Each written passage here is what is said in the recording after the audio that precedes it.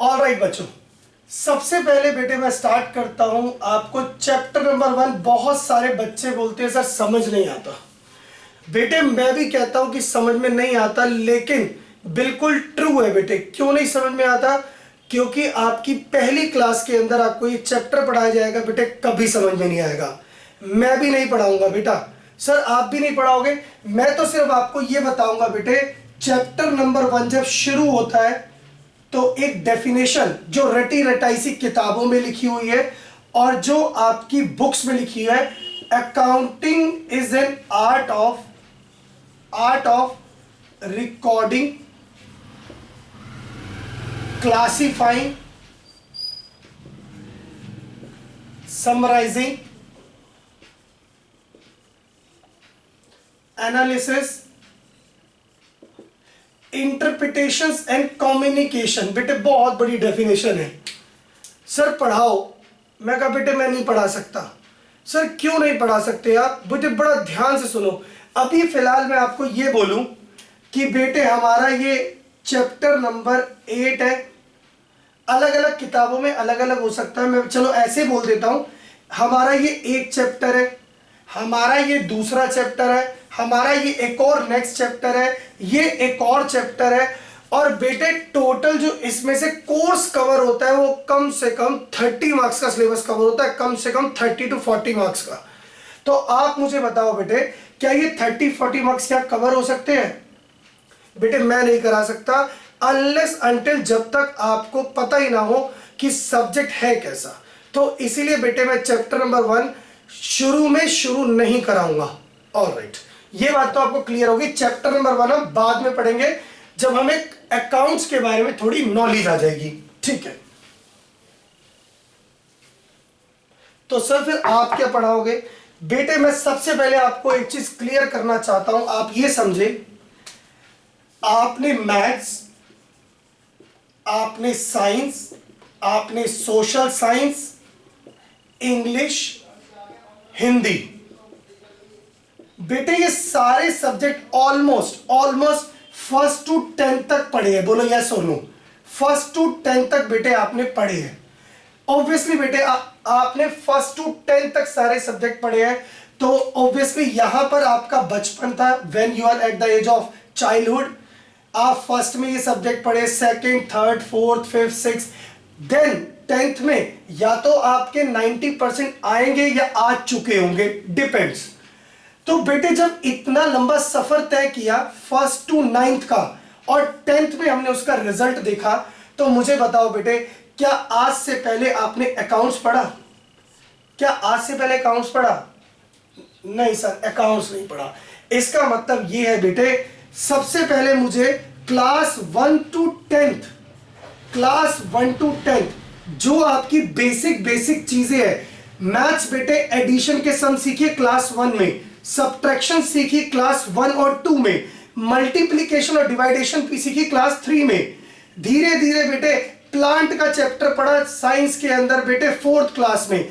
5th में पढ़ा बेटे how to make food plant. ये सब चीजें बेटे धीरे धीरे बढ़ती चली गई बेटे, लेकिन अकाउंट्स तो क्लास 11th में आया। तो इसलिए बेटे मुझे क्या करना पड़ेगा, आपकी वो फर्स्ट टू 10th तक की जितनी बेसिक चीजें हैं अकाउंट्स में, ये नहीं कि फर्स्ट टू 10th मैंने पढ़ाना है। यानी आप ये समझे, अगर अकाउंट्स भी शुरू से होता तो फर्स्ट टू 10th तक बेसिक पढ़ते और 11th में पढ़ते अपग्रेड। लेकिन अब क्या करना है बेटे, अब आपको 11th में ही ये सारी क्लासेस कवर करनी है। सर मतलब क्या है? बेटे मतलब ये हर छोटी से छोटी चीज, यानी बिल्कुल बॉटम से लेकर टॉप तक बेटे इसी क्लास में पढ़ना पड़ेगा। और बिलीव मी बेटे, इससे ज्यादा आसान सब्जेक्ट है ही नहीं, इससे ज्यादा आसान सब्जेक्ट नहीं है। बस करना क्या है बेटे, रोज क्लास अटेंड करनी है और डेली होमवर्क करना है। बिलीव मी बहुत इजी सब्जेक्ट है। चलिए बच्चों, ये बात तो समझ में आ गई है कि सर बहुत आसान सब्जेक्ट है। सर ये पढ़ना कैसे? आइए बेटे, कुछ नहीं बेटे, जब मैंने आपको बोला बेसिक चीजें पढ़नी है, देखो बेटे आज आप क्वाड्रेटिक इक्वेशन मैथमेटिक्स में सॉल्व करते हो, लीनियर इक्वेशन सॉल्व करते हो, या बहुत बड़ी इक्वेशन सिंप्लीफाई कर लेते हो, या आप वो ट्रिग्नोमेट्रिक सॉल्व कर लेते हो, तो बेटे ये सब चीजें डे वन से कोई ना आ गई। आपने इसके लिए बहुत सारे कठिन परिश्रम किए, बहुत मेहनत करी। तो बेटे मैं भी कह रहा हूं, पहले धीरे चलेंगे, फिर लेवल थोड़ा ऊपर करेंगे, फिर लेवल। हो सकता है बेटे मेरे एग्जाम्पल आपको अच्छे ना लगे, ऐसा भी हो सकता है आपको लगे सर ये तो अकाउंट्स की किताबों में ही नहीं है। तो बेटे उस चीज को साइड रखना, पहले बेटे मैं आपको एग्जाम्पल से रिलेट तो करूं सब्जेक्ट क्या है, और जब एक बार आप रिलेट हो जाओगे तो हम अकाउंट्स वाले एग्जाम्पल भी सेट कर देंगे, क्योंकि बेटे अकाउंट्स वाले एग्जाम्पल सेट करने में टाइम क्यों ना लगेगा, लेकिन डे वन से मैं अकाउंट्स वाले एग्जाम्पल दूंगा तो आपको क्लियर नहीं होगा। यही रीजन है बेटे बहुत सारे बच्चों को अकाउंट्स स्कूल में या ट्यूशन में एक दो क्लासेस में समझ में नहीं आता। क्यों? क्योंकि बेटे बेसिक पढ़ने की बजाय हम एडवांस अकाउंट्स पढ़ने बैठ जाते हैं, हम अपनी किताबों को खोल के बैठ जाते हैं। बेटे मेरे पास एक बहुत अच्छी थ्योरी है इसको एक्सप्लेन करने के लिए। हमने बचपन से लेके अब तक टेंसेस पढ़े हैं बेटे, टेंसेस इंग्लिश के अंदर टेंसेस। कितनी तरह के टेंस होते हैं बेटा? कितने टाइप के टेंसेस होते हैं? सर 3 तरह के टेंस होते हैं, और हर टेंस के 4 पार्ट होते हैं, मतलब वही प्रेजेंट, पास्ट और फ्यूचर, फिर indefinite, continuous, perfect, perfect continuous.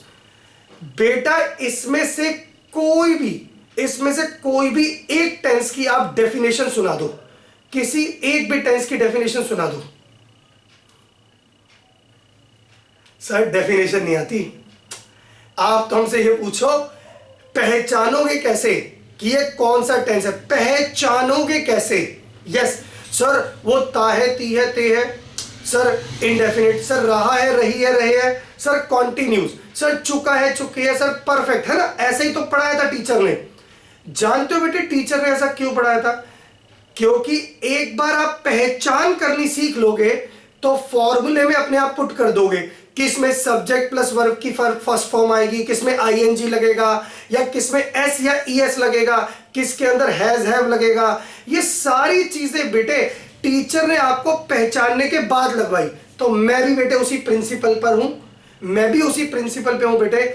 सबसे पहले मैं आपको पहचान करना सिखाऊंगा, तो सारी बातों को अलग रखते हुए कि सर डेफिनेशन में क्या मतलब है। बेटे डेफिनेशन हम किताबों में रट्टे मार लेंगे, डेफिनेशन हम आज तक पढ़ पढ़ के पास ही तो हुए, तो बेटे मेरे को रट्टे नहीं लगवाने, मुझे पास भी नहीं कराना बेटे, मुझे आपका आईक्यू लेवल बढ़ाना है। और बिलीव मी बेटे अगर आपको याद करनी है कोई चीज रट्टे मारने हैं तो प्लीज मेरी क्लास अटेंड मत करना, क्योंकि बेटे अगर मेरे किसी पास्ट स्टूडेंट से आप मिलेंगे तो बेटे मैं सिर्फ लॉजिकल बातें करता हूं, कॉन्सेप्चुअल बातें करता हूं, कोई भी बेटे का इधर उधर की बात नहीं करता हूं, सिर्फ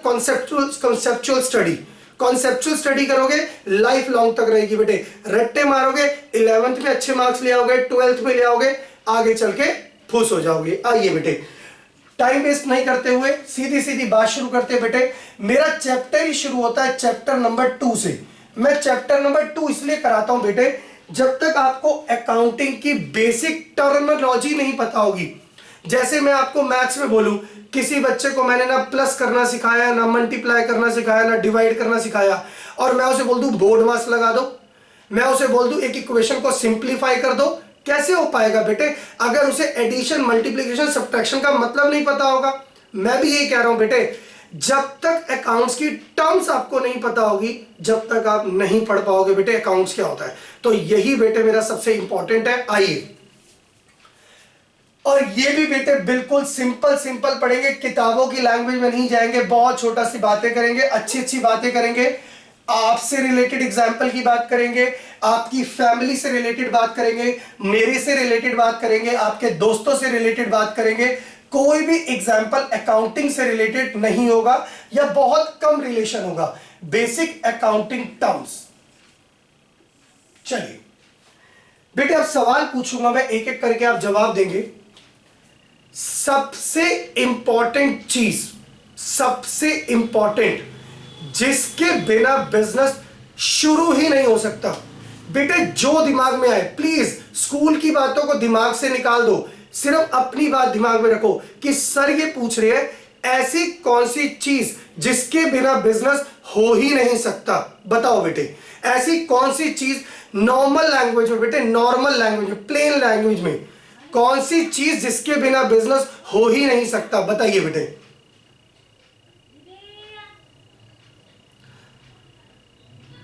पैसे बेटे, पैसे। पैसे मैंने पहले बोला बेटे, आप सिर्फ बेसिक बातें करोगे, स्कूल की बातें नहीं करोगे बेटे मेरे से। आपने आज से पहले क्या पढ़ा उसको साइड रख दो। प्लेन एग्जांपल, सर जी पैसे के बिना बिजनेस नहीं होगा। सर एक बात बताओ, आपका कोचिंग सेंटर है, आप कोचिंग सेंटर में पढ़ा रहे हो तो आप तो बिल्डिंग में पढ़ा रहे हो।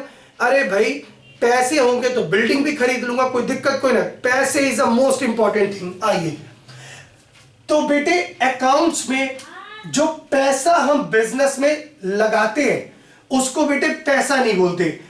हर मैथ्स की, हर सब्जेक्ट की अपनी एक लैंग्वेज होती है, हर सब्जेक्ट की अपनी एक लैंग्वेज होती है। तो we can say accounting is a language. Accounts क्या है बेटे? एक लैंग्वेज है। जैसे मैं किसी को बोलूं, मान लो एक वेजिटेबल हॉकर है, मैं उसको बोलूं भाई काम कर 20+30, या मैं उसको बोलूं एक बार बोर्ड मास करके दिखाइयो, वो बेटे सर खुजालेगा, वो सर खुजालेगा, लेकिन उसको समझ में नहीं आएगा कि वो क्या करे। क्यों बेटे? क्योंकि उसने बेटे मैथ्स वाली लैंग्वेज पढ़ी नहीं है। लेकिन मैं आपको बोलूं बेटे मल्टीप्लाई करो, आप कर दोगे। मैं आपसे बोलूं sine square theta plus cos square theta, आप कहोगे =1।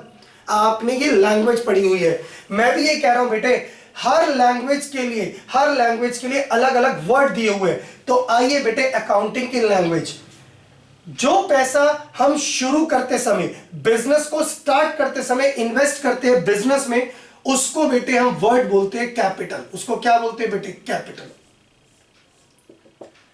यानी बेटे मैं बहुत क्लियर लिखूंगा, देखो मैं क्या लिख रहा हूं, फर्स्ट कैश, पहला पैसा, फर्स्ट कैश और एनी एसेट्स। बेटे ये छोड़ दो, ये अभी आपके काम का नहीं, इसको मत देखो, आप सिर्फ ध्यान दो। First cash invested in the business, कब? At the time of start, at the time of start the business. बेटे कोई भी पैसा, पहला पैसा या पहली बार पैसा बिजनेस में लगता है, उसको हम क्या बोल देते हैं बेटे? उसको हम बोल देते हैं कैपिटल। उसको क्या बोल देते हैं? कैपिटल। ऑलराइट, अब तुम्हारा सवाल ये आया कि सर बिजनेस में पैसा तो हम और भी लगाते हैं, क्या बिजनेस में एक ही बार पैसा लगता है बेटा? क्या बिजनेस में एक ही बार पैसा लगता है? नहीं सर नहीं, बिजनेस में एक बार पैसा नहीं लगता, रिपीट होता रहता है, रिपीट होता रहता है। तो यस बच्चों, मैं उसी बात पे आ रहा हूं। आप ये बताइए 10th स्टैंडर्ड में आपके पास कितने सब्जेक्ट थे? 10th स्टैंडर्ड में आपके पास कितने सब्जेक्ट थे? जल्दी सोच के बताओ।